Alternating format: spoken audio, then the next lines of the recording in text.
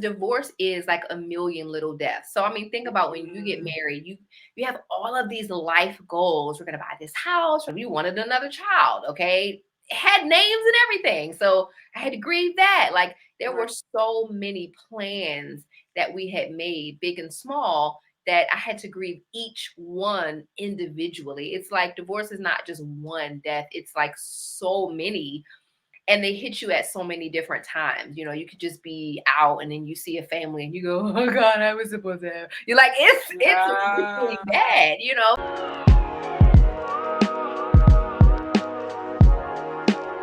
What's up, fam? Welcome back to our channel. My name is Tim. This is my beautiful wife, Pauline, and you are tuning into another episode of the W Podcast, where you get wisdom in the world with the Wheelers. Hey, so we have an amazing episode this week. We have a guest that I'm telling you, the wisdom that you're about to get. Come on. You're going to be like, I got this for free. Like, you're going to be so blessed by this, because not only does she have a story, but she has one that's worth telling. And I'm so excited. Her name is Tiffany Bethea. I think I said that right. Praise God. I'm still confirmed. Yeah. Or than that. But I'm telling you, she has a story that I think is going to bless you. And I'm not going to talk anymore. I'm just going to get her on here. Tiffany, what's up, fam? Hey guys, how are you? I said the last name right? The funny thing is, you did, but it's weird. My last name has more than one pronunciation. That's a crazy story. So you did. I say Bethea. Most people who spell it this way say Bethea. It's fine. Bethea. So what most people don't know is that Tiffany, her parents are actually pastors at a church that I used to go to when I was a kid. You're funny. So you would think I would know how to say the last name. You heard it all your childhood. Look, I wasn't saved when I was going there. You weren't paying attention. You just said this pastor and Mrs. Pastor. We're going to get on track really quick, but I just remember one time, Tiffany, I was in a service, and this was like 2009, and Lil Wayne was my favorite rapper. Oh, no, what's happening? And your mom did a sermon on not listening to Lil Wayne. She literally pulled up his lyrics, and you know your mom, she gangster. She pulled up the lyrics and said, why y'all letting your kids listen to this?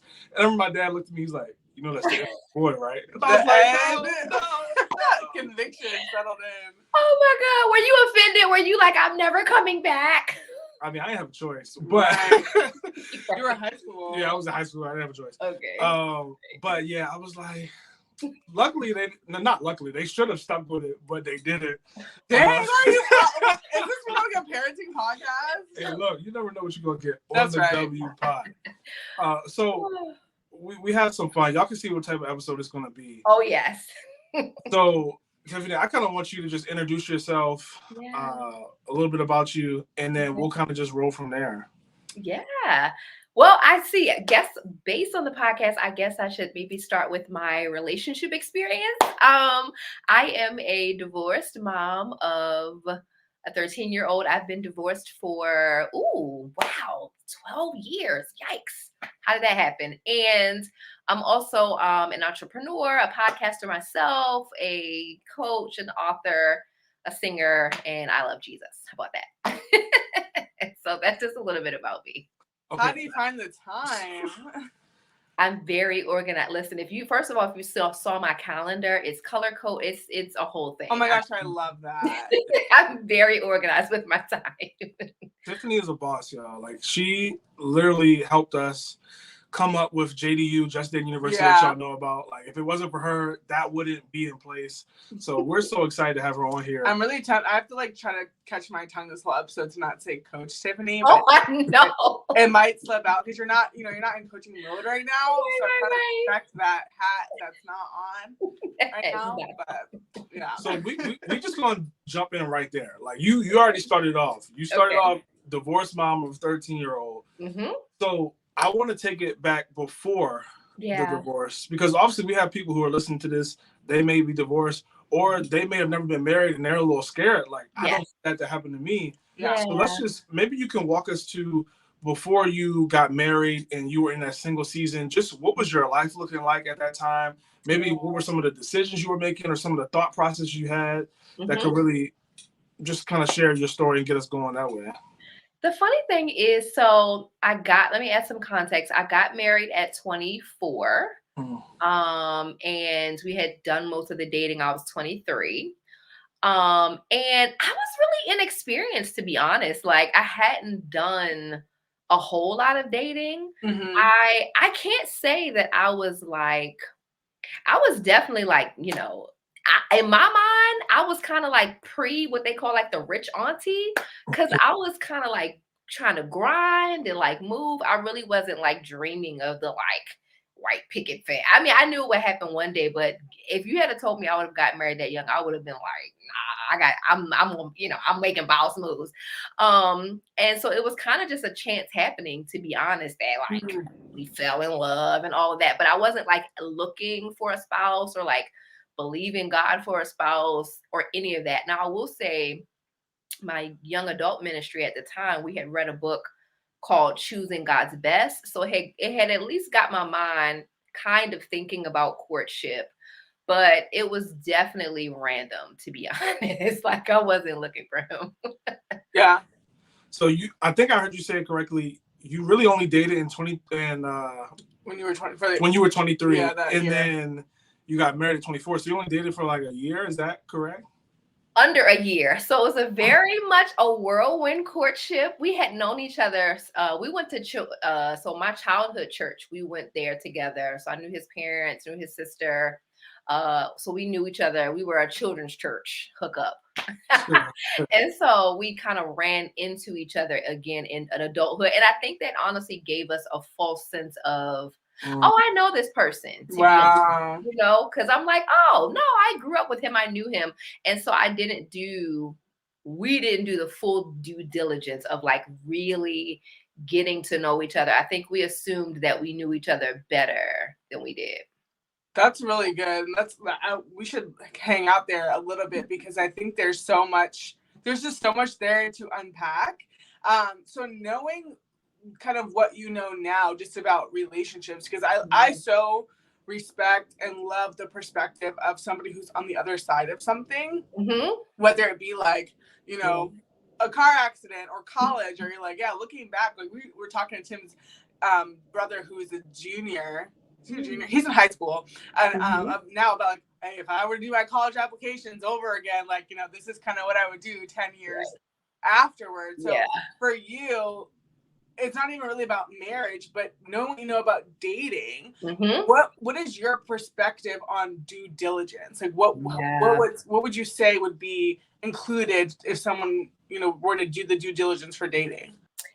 It's gonna sound so cliche, and I know everybody says it, but before even entertaining someone else, I think there was a lot more of getting to know myself that I needed to do. Like, whoo, goodness. I mean, I can't say, like I said, I wasn't super intentional about meeting him. I didn't have this long list of what I was looking for in a person. But if I had that list, I'm like, what would it have been based on? Like, I really didn't have a season or a space of truly, truly getting to know myself, what I needed, heal from wounds, or any of that. Like, I was just so fresh into adulthood.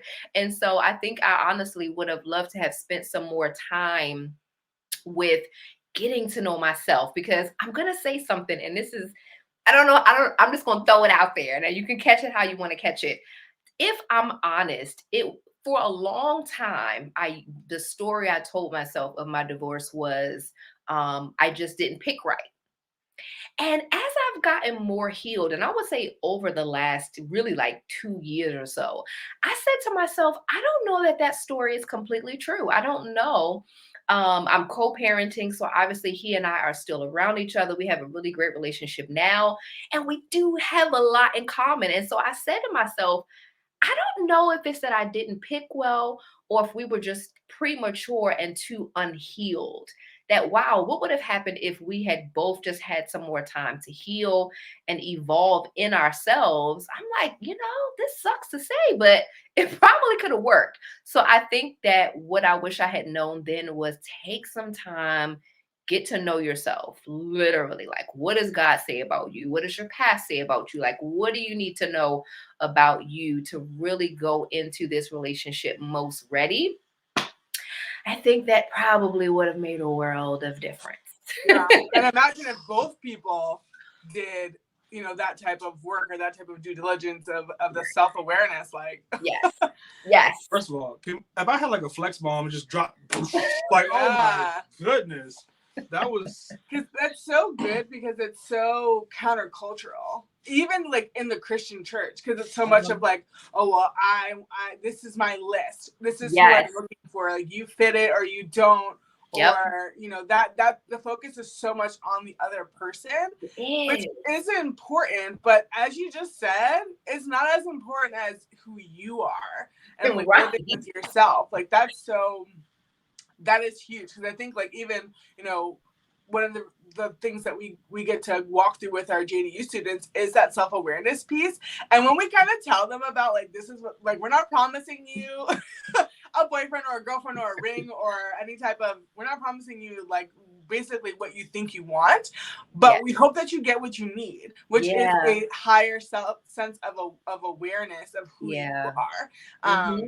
And I think it would be really helpful for you to kind of share that with people, because we do have a lot of people who we're in that age range, like the 23, 24, up to even 30 that listen, a lot of females, of course. So even just like speak more to like, kind of, if you weren't focused on yourself at that age, like what did you feel like you were focused on?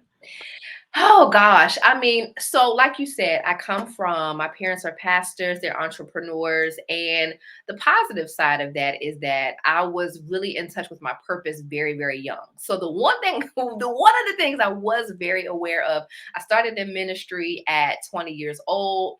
And so I was super aware of purpose. Now that's good. The negative is that I was so focused on that I really hadn't had time to just sit and reflect. And I'm going to add this in, because the other dynamic that was true for me, which may not be true, like I was a PK.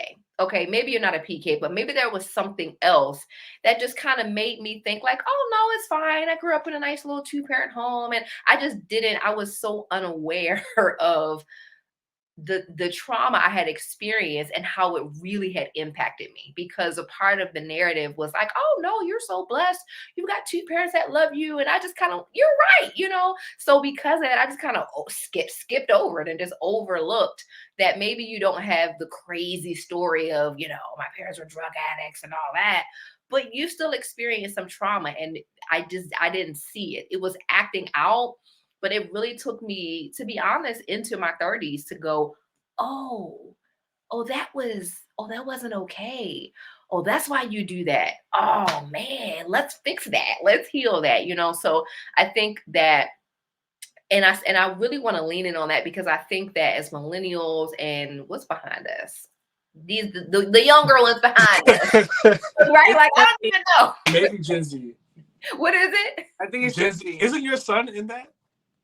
I should know, right? Oh, it is Gen Z. Thank you.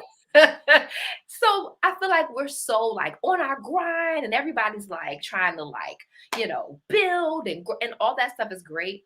But if you don't take a moment to really sit with self and really get clear, and I'm gonna throw out a word, go to therapy and go, I think I'm fine, but let me just have somebody double check, because, you know, maybe the way I respond to things is okay to me because it's my norm.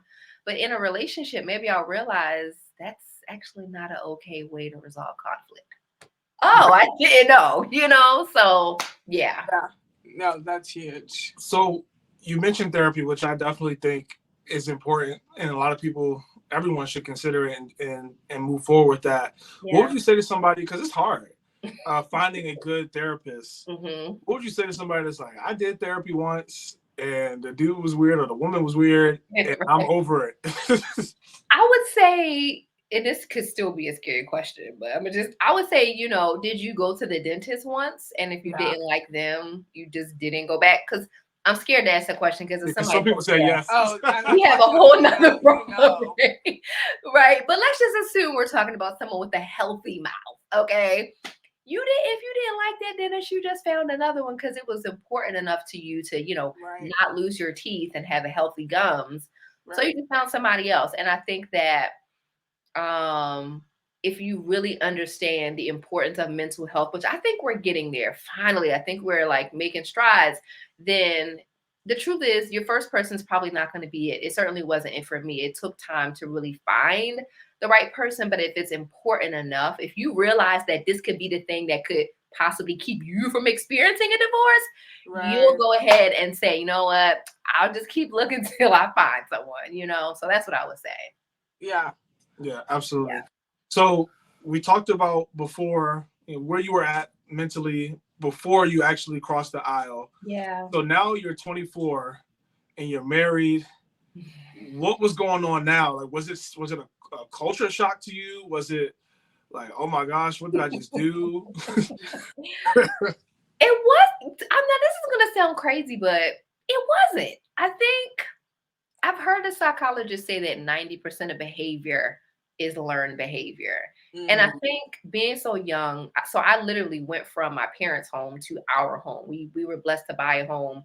So I literally went from my home to our home. And so I was so used to seeing, you know, my parents, and it wasn't really culture shock. I think going into like wife life, you know, I had the meal on the table when he got home from work. Aww. You know, I was washing the clothes. Like I was used to wife life. You know, I knew how to do, you know, those things. So it wasn't really culture shock from that perspective. Yeah. So that's the short answer. It wasn't. So, okay. So somebody would hear that and say, okay, you knew what to do. What happened? Like, if you knew what to do, how did it kind of go where you didn't want it to go? Yeah, I think again the awareness piece, because we both were not self-aware enough when real serious conflict comes up, which is gonna come up. Like, listen, Yeah. I don't care who you, how long you did, you're gonna hit the something real, you know. And I think that's important because even no matter how much work you do, no matter how much healing, like there's some stuff that's only going to come up. There's nobody who's ever as close to you as a spouse. So your parents can't trigger it. Your friends can't trigger it. There's some stuff that's just going to come up when you get with that person. Totally unavoidable. But I think we just didn't have the foundation to really carry us through that. And so we hit the first rough patch at like the end of the year one. And it was like, oh, we don't know how, we have not built enough in awareness and in friendship to really know how to navigate this. And it was just all downhill from there. Yeah. No, that's really real. So there was this video that it was a few weeks ago, maybe a month ago or so, Michelle Obama talking about how there was like a 10-year period of her marriage. It's a long time. I saw that. Yeah. I was like, ooh, 10, sis? Yeah. But I saw that. Yeah, she's being real. 10-year period that was hard, and she just wishes that people stuck it out more. Yeah. For you, would you say it was a situation where maybe if you stuck it out a little bit better, things could have been different? Or what is your perspective on when you go through a hard time in marriage, navigating that? Because I'm not going to be naive. There may be some people watching this who may be newlyweds or maybe engaged right now, and they may run into that sooner than later. Yeah. Ooh, that's so good. Man, this is such a good question. Oh my gosh. I feel like, okay, let me just say what's coming out. I think the short answer is, truthfully, could we have just maybe weathered the rough patch?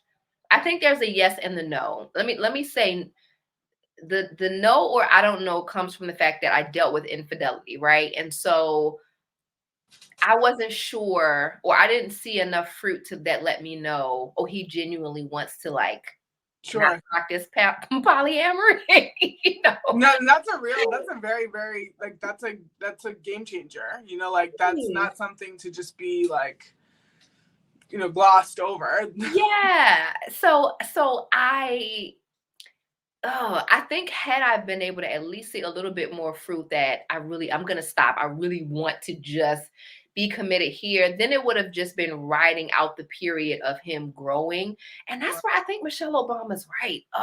Even as now, as I'm preparing for my, you know, my real marriage this time, I'm having to have some conversations with myself about, look, because can I be real? Sometimes as Christian singles, we're just too hard. Like we say we know we're going to go through things, but we kind of really are hoping we don't want to really go through anything. And I'm like, no, like even the right person, you're still going to really walk through some serious things with them. And so I think had you asked me this question 5 years ago, I'd have been like, no, because, but the reality is I'm like, no, we probably could have stuck it out. I think she's 200% spot on. Yeah. Wow. That's so interesting, because I feel like there are, well, I'll just be real. So the past couple of years, you've probably seen it just as much as I have. Like, there's just been so much news of Christians breaking up. And sometimes there is an infidelity involved. It's just like, it's not working anymore. Yeah. And it was very heartbreaking to me, because I'm just like, well, dang, if we can't keep our vows, then like, who can? And not that it means, like, I don't look to these people as like, oh, if they can't do it, I can't do it, I'm giving up. But of course it was like very discouraging just to hear that, hear that. And obviously I don't know anybody's anything. And people of course like protect their privacy and things like that. But like, you know, it is very, I think it's just kind of like a damper on singles, on young Christians, people who are unmarried, and even unmarried people like myself. Like, well, dang, like, okay, I was rooting for you, like, we're right out together, like, you know, that type of thing. I even know of like one of my old coworkers, I think him and his wife are like maybe like 12 years married now. And they got married young like you. I think they're like 23 and 22, like right out of college. And he was like, yeah, like, you know, half of our friends that are Christians like are not together anymore. That all, you know, because people get married in droves. It's like, oh, this is the 2012 cohort. Yep. Like, we're the 2018 cohort. And it's great to get married, you know, alongside your friends and stuff like that. But then if you look up in 10 years and you're like, dang, like, okay, it's kind of like what they say in college, like, look to your right, look to your left. Like, one of you guys are not going to be here. And there. So with kind of that going on, you know, in the church, and even with what you just shared about, like, okay, like, yeah, we went through something really hard, and honestly something that's biblically like validated to end a marriage. You know, what would you kind of, you know, say to that in the sense of like, hey, knowing what I know now after going through a divorce, like, do people give up too easy? Yeah. Oh, it's so, I think the reason I'm having this reaction is because I think my answers to these questions are so different in probably a little bit of a short time. Like, God has really been dealing with me. And so some of these are really fresh revelations that I think my answers would have been so different, because what I'm thinking while you were saying that and what kept coming up for me is like, love is patient, love is kind, like it suffers long. And I think we do give up a little bit too easily. I think that one of the things that frustrates me is I think the wedding industry has really impacted marriages negatively, because I think that for many of us women, it's everywhere. It's the dresses, it's colors, it's tables, and it's made us have this really fantasized view of marriage, whether we think it or not. I think it's impacted all of us to some degree. And the idea of having to suffer long with someone, the idea of meeting this wonderful man who may have experienced some trauma as a child, may have seen some things, you know, some bad examples from men in his family, and really wants to do the right thing, but is just really having a moment and needs you to suffer along with him while him and God work that out. That's real. And I'm like, you know what? I don't know when I was younger that I understood that that's love. Like, and I'm not talking about, I think a lot of times our generation gets turned off because we think about, you know, we don't want struggle love, or we think about, you know, some of our forefathers and mothers who might have been enduring harsh abuse. I'm not talking about that, but I am saying maybe that person is just really working through some things. And I think because I've become so much more in touch with my own healing journey, and things that I was doing that I thought were maybe not the best, or thought they were okay. And now I realize, oh, that was awful. Like, it was terrible. I'm like, well, if you did that and your intentions were pure, think about that partner who they're not trying to hurt you. They're just really working through their stuff. And I do think my parents say this all the time, and I see this with my parents. They've been married 42 years, and they're like, listen, the truth is you've got to find somebody who can help you just unpack your bags. Like you're going to be unpacking some bags and you need someone who can stick beside you. So I do think that we got to be prepared, to just ride through some things with the person. So, yeah. That is so good. I feel like what you just described is like a lack of compassion, but you can't be compassionate towards someone when you don't realize how much compassion you need. And it's kind of like, the Bible talks about like to whom much is, or it's, what's the story of the man who, he wouldn't forgive a debt after his debt was just forgiven. Yep. And how much more, that just sounds like that's what you described. And it's so funny because I think a lot of us become Christians because we come to the knowledge and the conviction of our sin, and we realize how much we need the Lord. But then it's like, if you see somebody else's sin, especially somebody that you're married to, who you're like, oh, well, I picked you because you're perfect, and like, or you're perfect for me, or whatever, like you're the best, you're the best, out there. Like, I think it's so hard because, we have these conversations. Of course, everything we do is about relationships and about dating. And that's like what we focus on. And we've never, we never promise anybody that like you'll be ready for marriage, because there's like no such thing. Just like you're never ready to have a kid. You just you're doing it or you're not. And you like fail along the way. And you figure it out. You figure it out. Right. Like I always like to say it's not about being ready, but being willing. It's like when you're engaged, everyone's like, are you ready? Are you ready? Are you ready? You're like, yeah.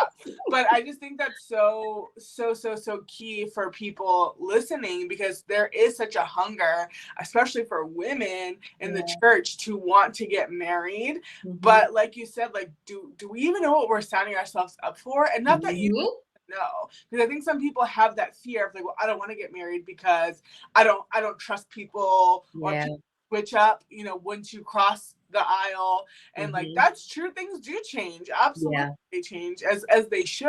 But I think sometimes we forget that marriage is designed to make us more like Jesus. It's not supposed to make you have like a trophy wife or a trophy husband, or like this person is not your savior to like work out all of your issues. Things will come, like you said. Like, I think we kind of just like, oh, we're gonna live happily ever after, like out to Disney. But it's like, no, y'all about to go through hell and high waters together. That's so real. Like, even what you said about the wedding industry, I'm just like, oh my gosh, it's so true. So Tiffany, you mentioned how essentially everything you were saying really comes down to long suffering to some degree, of being able to do that. And we love to be practical on the show and try to meet people where they are. So do you think, from your perspective, that there's anything that can be done for somebody that's single right now? Maybe they're dating. What's something that they can be doing? Because the truth is, we all have long suffering that we are doing in every season. So how would you suggest or encourage somebody to work that muscle, so that way when they get to marriage, it's not such a shock of, oh my gosh, I need to be long suffering? I love this question so much, because one, and it's funny, one of my coworkers at Miller Media, who I've stolen this from, she talks about how our friendships really help prepare us for marriage. And I think it's so true that, but not even just friendship, maybe there's a friend, but I would even just say specifically to pray and ask God, what relationship in my life can I use to develop this muscle? And it's probably going to be someone that, irritates you a bit, maybe rubs your, like, you got to almost pray sometimes when you interact with them. Good. That person, somebody's face just came up, and allowing that relationship to grow the muscle. How can you be more patient in their space? How can you resolve conflict in a way that's more calm, where you don't, raise your voice, or where you don't respond in a way that you normally do? And I think if you can allow that relationship to help stretch that muscle, one of the things I would also say is, like, once you pray and ask God who that person is and he reveals them, to begin to add them to your prayer list. Because let me tell you something, nothing can soften your heart like praying for someone.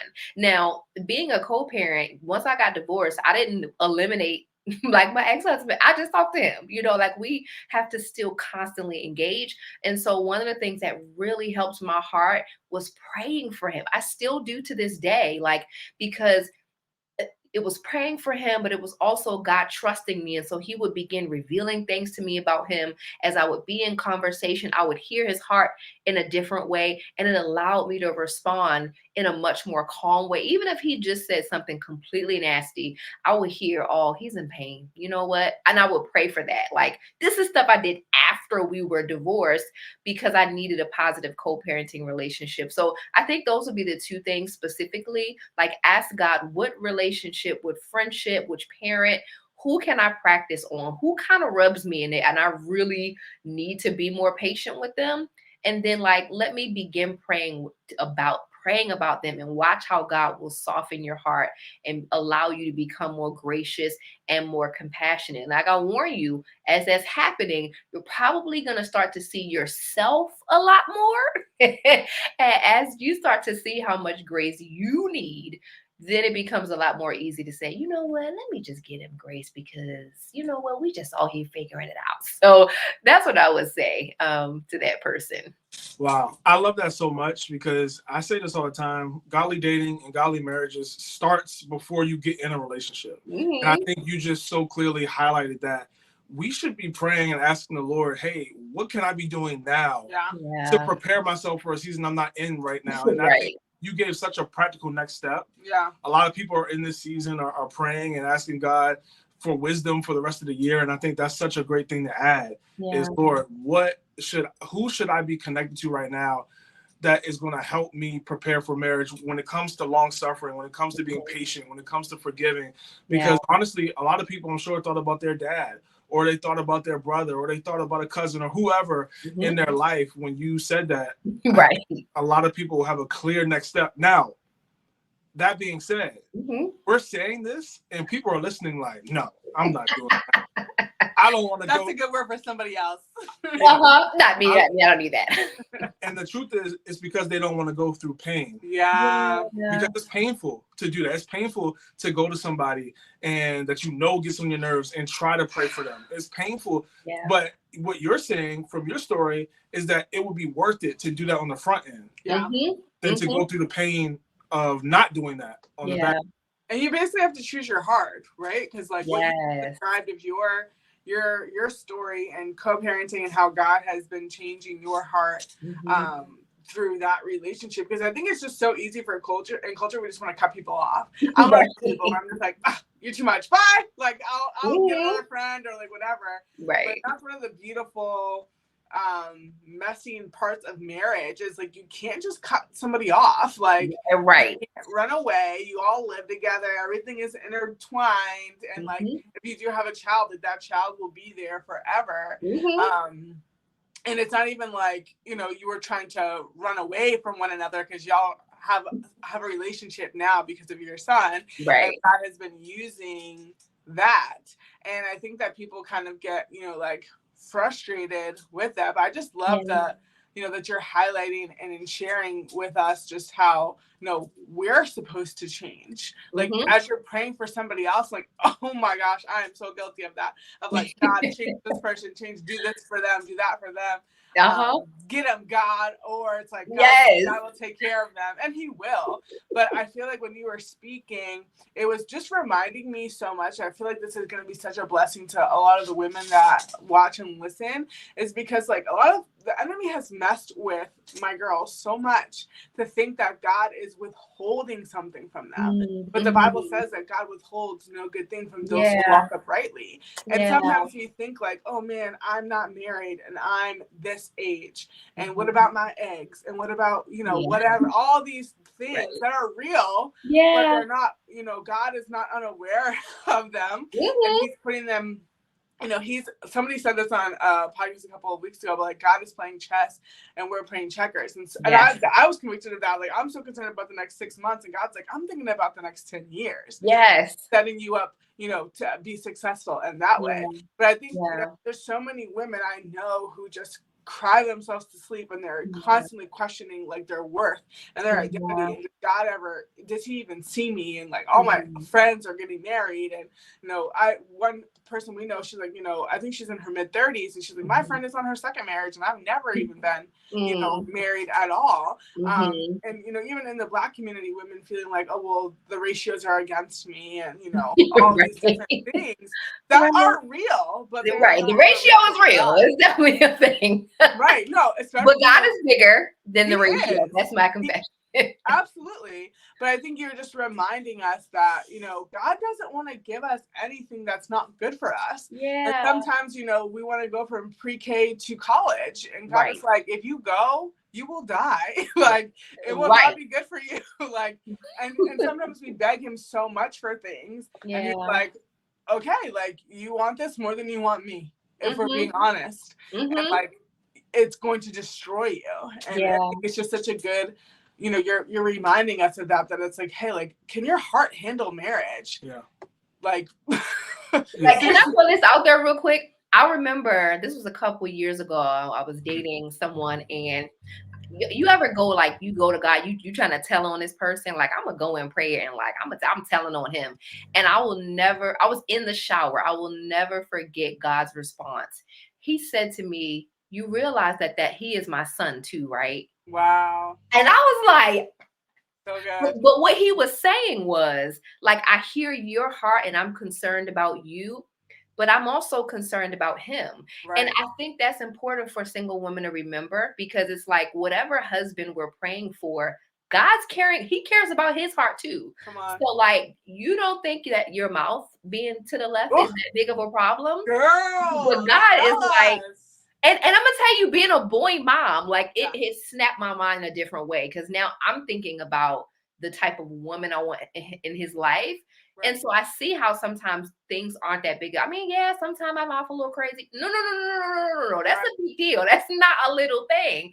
Right. You're like, I'm not even God. And I'm like, I don't want you talking to my son crazy. I know God feels the same way. I'm just a human parent. So I think we do have to remember that man is God's son too. So like, he really wants to make sure that he's going to be ready to handle your heart, but he wants to make sure you're really going to be safe with his heart as well. So that's really good. And I love this conversation. It's reminding me of this verse that talks about God opposes the proud, but he gives grace to the humble. Yeah. We're going to talk about this later this year on other podcasts. Just the importance of being humble, because I feel like there's so many people across the spectrum, whether it be trying to get a first date, whether it be you're dating, whether you're engaged, whether you're married, there's a lack of humility when it comes to dating.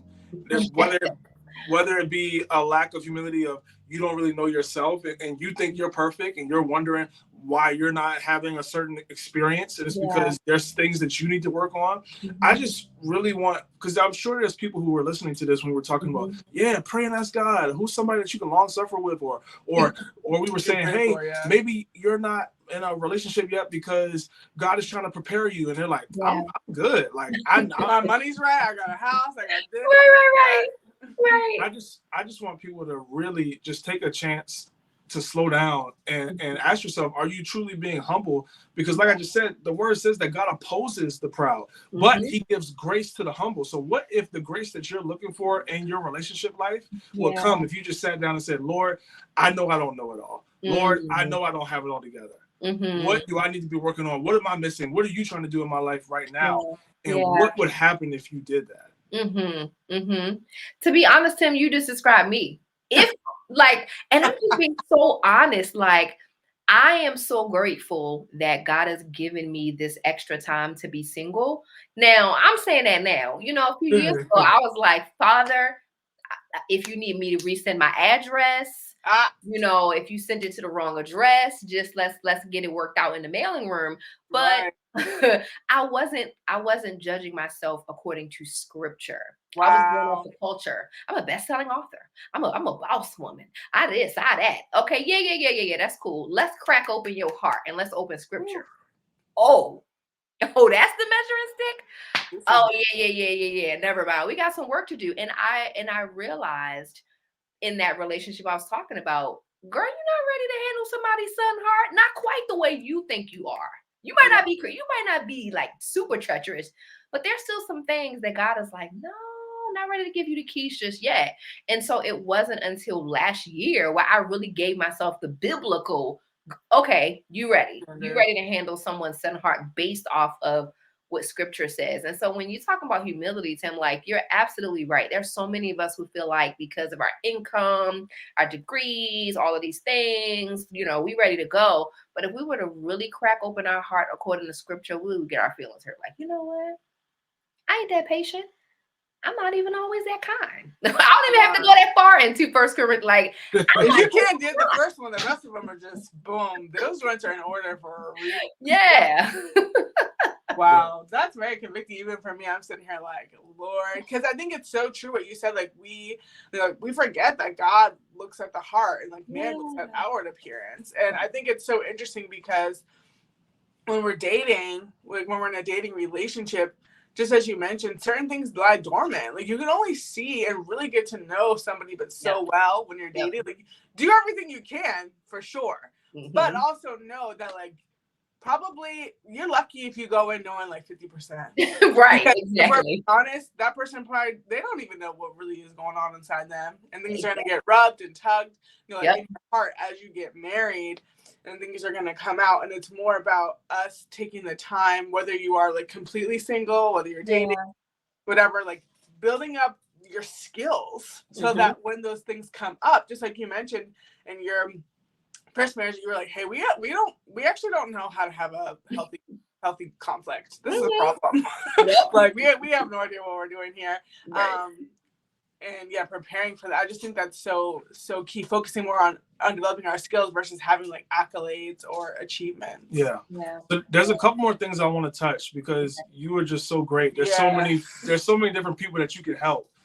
And I'm thinking about our fam who watches our podcast, listens to our podcast, and they have children and they're single at this moment. And I think there's a lot of value that you can add there. I'm curious. So we talked about you were single, then you got married. How long was your first marriage? 4 years. 4 years. So you got divorced and then you had a child, I'm assuming, during the marriage, right? Yeah. We waited 2 years. In my mind, I thought, we'll wait. But we waited 2 years. I had him, really almost on the second half. And then he was about 1 when we got divorced. So, yeah. So, and I don't want to rush past this too much because I really want to be able to help people.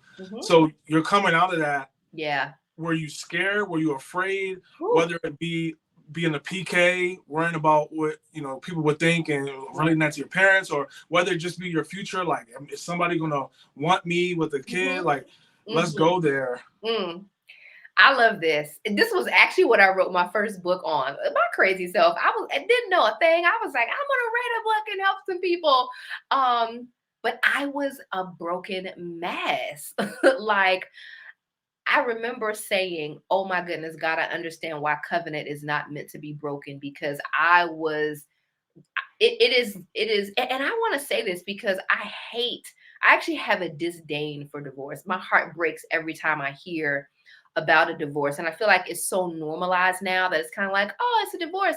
But I'm like, no, it's really this deep, like I wouldn't wish it on my worst enemy. It is a deeply, deeply painful situation. And people forget that, yes, the ultimate result was a divorce, but you had there were lots of good times. Like this person was my friend, my husband. Like there were so many good moments. And so I came out of that just emotionally devastated. I was depressed. To be honest, I struggled with suicide for a little while. Like, and my son was really young. And I kind of had this moment of, well, I gotta be around for him. And then I was kind of like, I don't know, I'm a mess. Maybe he needs a better mom. Like, I don't know.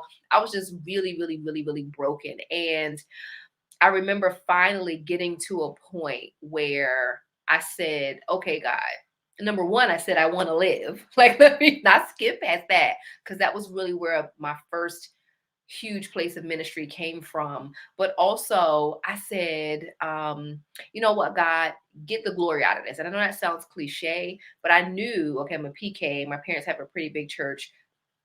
this is not going to be like, I'm not going to have the luxury of privacy that I see some of the other people have.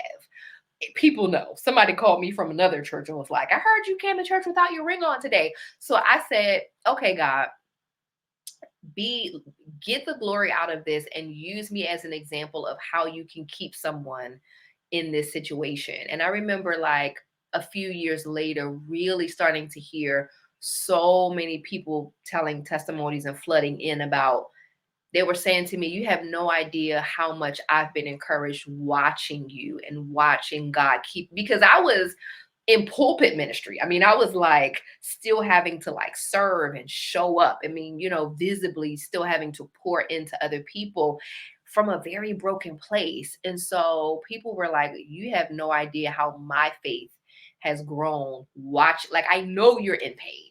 And here you are, showing up and putting a smile on, raising your son. So it was not easy, but I was determined to, and I think that's why I'm such an open book now, because I'm like, well, if you got to see the mess, I want God to get glory out of it. But I want to be honest, it was a huge mess. And part of my personal ministry now, because pretty much all of my close friends are married, I've kind of become the anti-divorce. Like I try to keep them married, essentially. I tell them it's ghetto out here. Right. And when they complain to me about stuff like, girl, his shoes, I be like, nope, nope, nope. Yeah. It ain't. You're fine. You're Right. fine. I think that's so huge though. Like that voice is so needed, because I think the enemy tempts people who survive divorces with so much shame, and like how can you be a Christian and get divorced? Like, yes. What kind of example are you setting? And it is heartbreaking, like you said. It's not like a matter of like, oh, I'm proud of this, right? But it's a matter of like, I have these cracks and like I want God to shine through them. Yeah. But if you pretend you don't have any cracks, then there's no room for then that's a crack. to shine through. Yeah, exactly. That's where the pride piece comes in again, and I think that it's just so necessary because, like, I mean, today's culture, like, people have like divorce parties, like kind of like a reverse bachelorette, and it really is like so sad. It's like, well, why did you get married if this isn't something that you're grieving? Like, this should be. This is like a loss, not like it is a loss. Like, this is sad. And I've heard, I don't know if you would agree with this or not, but I've heard people say that like divorce is sometimes even worse than losing a loved one, because your loved one most likely didn't leave by choice, but also there's closure. Like, you don't have to see them. Like there's a sense of like they're in heaven, or like that chapter is over, but it's like, how do you live life with, it's kind of like seeing a ghost. Would you agree with that? It's like a very complex grief process. It is. And you saying that made me think of something like, because divorce is like a million little deaths. So, I mean, think about when you get married, you have all of these life goals. We're going to buy this house. We're going to have this many kids. So I had to grieve all of the little deaths. Like, we wanted another child. Okay. Had names and everything. So I had to grieve that. Like, there were so many plans that we had made, big and small, that I had to grieve each one individually. It's like divorce is not just one death. It's like so many, and they hit you at so many different times. You could just be out and then you see a family and you go, oh God, I was supposed to have. You're like, it's really bad, So I agree with you. I mean, I understand the concept of celebrating, I guess, whatever. But it is like, no, something just died. Like, let's have a healing party instead of, celebrating like, oh, you free, girl. Like, that's not real to me. So obviously we see you now, and you've mentioned throughout the podcast how healed you are, or how healed you are from that moment. Yeah. And someone listening to this who needs that hope, who needs to see someone that has gone through it, what would you say to someone who they literally they're in the grocery store right now listening to this and they crying and they saw a family, and what would you say to someone that's in that season right now? I would say, oh gosh, I want you to give yourself permission to offer yourself grace. A lot of times we beat ourselves up. I beat myself up so bad. How could you make such a stupid decision? But I always say, we make decisions based off of what we knew. And now, you know, something, you could be fresh off. You could have just split with somebody this morning. Guess what? You know something now that you didn't know then, and you are in a position to make a more powerful decision going forward. So give yourself grace that, you know what? I made the choice I did at that time based off of what I knew, but I know more now and I can move forward more powerfully. And I think second, do not listen to the lies of the enemy. This is one of the beauty that came out of it for me, was like a spiritual warfare and a boldness with which I don't play with the enemy now. Like, you already know, don't even, because I know who I am. And that came out of that season because he constantly tormented me with shame and like, you stupid. And I finally got to the place where I had to really be like, I was operating in the lamb nature. Yeah. And then I had to find the Lion of Judah and say, you got to back up. This is my mind and you're not welcome here. But thanks though, but you can go. Like depression, no thank you. I'm going to have peace, you know? And so I want to say, take your mind, take your heart. Don't allow it to be the enemy's playground, but also allow people to help you and to love on you. It's okay. It's probably gonna have to break down before it can come back together. And it's okay. Like if you try to keep yourself from having the breakdown, you may not have the breakthrough. That's what I would say.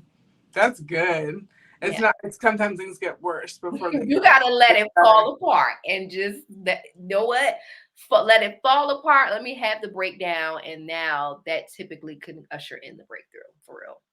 You mentioned, I have one more question. You mentioned something about, you just mentioned about friends helping, allowing friends to help you and family and community to help you. Now, obviously, like you said, divorce is a million little deaths. I'm sure there's friendships that are lost and it just gets really, it's just awful on so many different fronts. Now, knowing what you know now, what type of support was helpful for you, or what type of support did you wish you had, that if you had a friend that was going through a divorce right now, that you would offer them? I'm blessed to say I had really good support. And I want to say that this was the season for me that really taught me how to accept help, because that before that, I was the strong friend who you know, allow pride to make me be the one that I help other people, but no, I'm good. I don't need any help. And it's pride, right? So that season really broke that down for me, because being a single mom of a toddler, you need help. Like there's no, I don't need help. You need help. Think about being married with a 1-year-old. Hard for me. Right. So I remember there was a lady at my church who would meet me at the door on Sunday and she would take him. She was like, do you need help? Do you need me to feed him? Do you need me to change him? And I'd be like, yeah. And it was so, as small as that sounds, that was really humbling for me, because I was a new mother where you're still kind of figuring out, do I know what I'm doing? Am I good at this? And now every week I'm saying I need help with this. Like, but I was like, I do. Please take him. I need help. I can't do this alone. That's just one example. You know, I had friends that would check in on me. They send me flowers. They would just pop up over and just hug on me. Like I really learned how to allow people just to hug on me and just to love on me in that season in a different way. And so I would say, like, communicate what you need though. Like don't assume that people know, because oftentimes people really aren't necessarily sure. I remember having to your point, the couple friends don't know what to do. Can we still be friends? Can we still invite you to things? So I had to have conversations. Hey, look, it's okay. You can invite us both. Like, do be communicative of even to people that you think should know. Let them know how to walk through this season with you so that they know how. Because oftentimes if we don't get the support we want, it's kind of because we didn't communicate or make space for it. Yeah, that's really good. And if someone's watching this right now and they're like, that sounds great, but I have no one. Yeah. We feel for you, and we genuinely ask you to really pray, because like Pauline said earlier, no good thing will the Lord withhold from you. And there may be people that you were just not even thinking.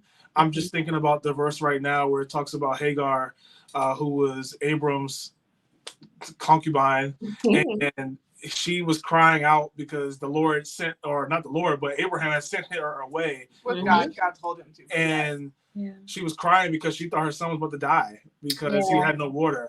Yeah. And the Lord spoke to her and said, I see you. You are Yes. not alone. Yes. And he opened her eyes, and there was a well of water right in front of her Yeah. that she never saw.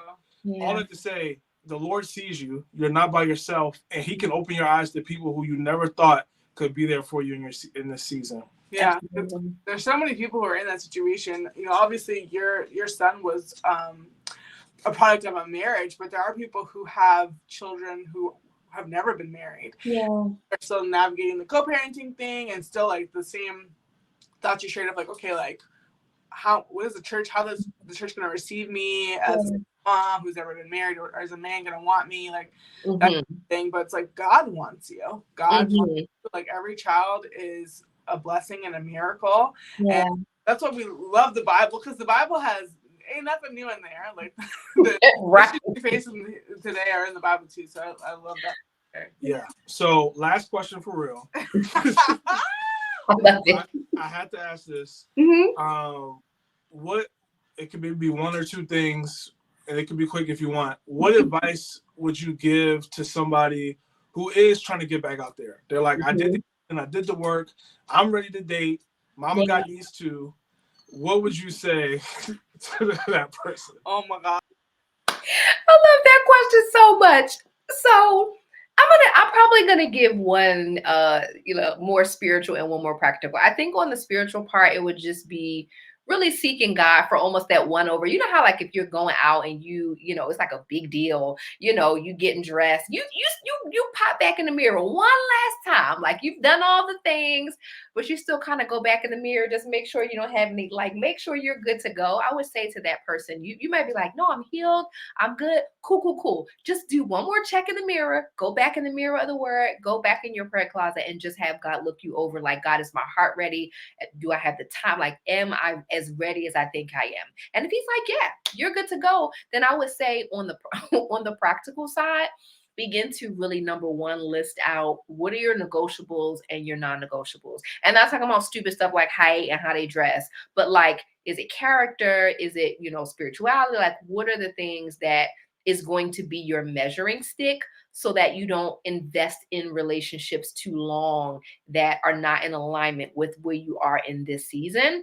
And then second to that would just be a support system, whether it is like already I have married couples and people around me that are pouring into me, giving me wisdom. I have men that I trust that are husbands, and I'm like, look, be on standby because I need, you're on my list of people that's going to check him and really shake him down and make sure he's okay. Like, so I already have put my support in place, and people that I know will hold us accountable through courtship and into our marriage. And I don't even have that person, but I already am putting support in place for our marriage. So I think those are a couple of things. Nope. I'm going to say one more. I would say also, don't be afraid to just put yourself out there. Cause I know it's probably Christian women that look into this. I know you're praying, but also, is it getting on a dating app? Is it going to, a mixer event where, Christian men are? Is it one of the things I'm being more intentional about this year is just being in spaces like different services and concerts where I know Christian men will be, how can I put myself in an environment where I think the type of man I'm interested in will be in? Like, we see the memes and we joke about it, but a lot of Christian women really are waiting for their husband to drop in their living room or pop up at their church. And sis, he might not. And then like, let's not blame God because we did not put ourselves in position. It would be like wanting a job but not applying. And we're like, God, you said you was gonna send a job. And he's like, sis, you haven't applied for any. So how can you put yourself in spaces where that person might be? So that's my last one for real. That is so good. And I love that you mentioned the concert, because I think sometimes we literally just think about church or singles night. But there's other things, like we know that there's some Christian comedy event that's happening a few months. Like, go to stuff like that, even if you don't like it. That's not right. the point is to find a man you like. Come on. Exactly. Well, it's just really to position yourself, because there's so many stories of like, maybe you don't meet a man there, but you meet your next best girlfriend, and then like, what if her brother is single? Like, you go to the house, Exactly. barbecue, and then like you're meeting, you know, like you want to. I think the goal is to grow your connections. Yeah. And to be somebody who wants to connect and just to grow your network. And I know some people are like, oh, I'm an introvert, I don't do that. Well, I mean, it's supposed to be a challenge. We're not saying like Exactly. go somewhere every single weekend, but if you went Right. nowhere last year, try like once a quarter. Like, just Right. do whatever your next step is. Yeah, that's so good. Yeah. So Tiffany, obviously this was just Beyond. beyond our expectations, and we're so grateful that you would give us your time. Yeah. Where can people find you? Because I know there's gonna be people like, I need to know everything. She talked about she got books. Like, please, anything you want to plug, please. Oh my gosh. Well, no. First of all, I appreciate you guys for this content. You guys know I am someone who follows the content. I find it to be a huge blessing. So, I'm on every social media platform at Tiffany, the letter L, Bethia. And as you know, I mean, I talk about a lot of this on my own podcast too. As I think my podcast is kind of like my journal. I'm just figuring it all out, you know. So if someone wants to pop into that, that's just simply Say Black Girl. So yeah. Absolutely. Please go follow her. You're going to be more blessed for it. This has been another episode of the W Podcast. We hope you enjoyed it. We'll see you next week. Bye. Thanks for watching this video. To get more Christian relationship advice, subscribe to our channel. And make sure you check out our other videos as well.